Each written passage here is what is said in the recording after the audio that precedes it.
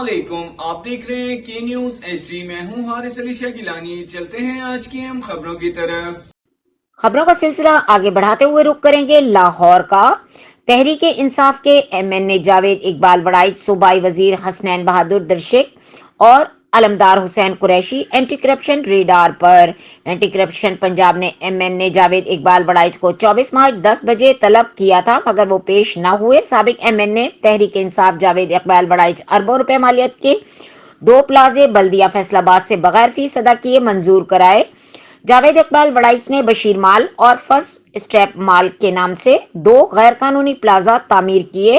Tehreek Insaf MNA Javed Iqbal Waraich ने Bashir garden, royal city और दी Perl city housing scheme भी गैर कानूनी तौर पर मंजूर करवाई और सरकारी खजाने करोड़ों रुपए का नुकसान पहुंचाया। जावेद इकबाल वड़ाइच अल मुख्तार पेट्रोल पंप में हिस्सेदार हैं। बल्दिया फैसलाबाद को पेट्रोल की फराहमी अल मुख्तार पेट्रोल पंप से होती है और पेट्रोल में खुर्द-बुर्द से भी खजाने का करोड़ों रुपए का नुकसान पहुंचाया गया। जावेद इकबाल वड़ाइच ने करोड़ों रुपए की करप्शन चीफ अफसर बल्दिया फैसलाबाद अजमत गुराया की मिली भगत से की।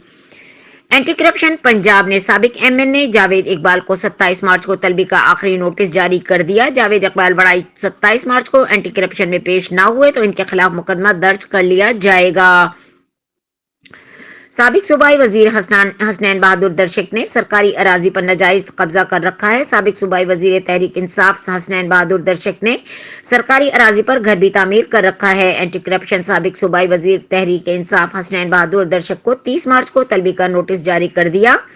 साबिक मेंबर सूबाई अलमदार हुसैन कुरैशी ने रेवेन्यू के अमले से मिली भगत करके महकमा अनहार के कीमती रकबे के किला और खसरान नंबर तब्दील करके जालसाजी भी की। अलमदार हुसैन कुरैशी ने महकमा अनहार की कीमती अराजी की हैयत तब्दील करके जमीन का फ्रंट पेट्रोल पंप के तामीर के लिए करोड़ों रुपए में फरोख्त कर दिया।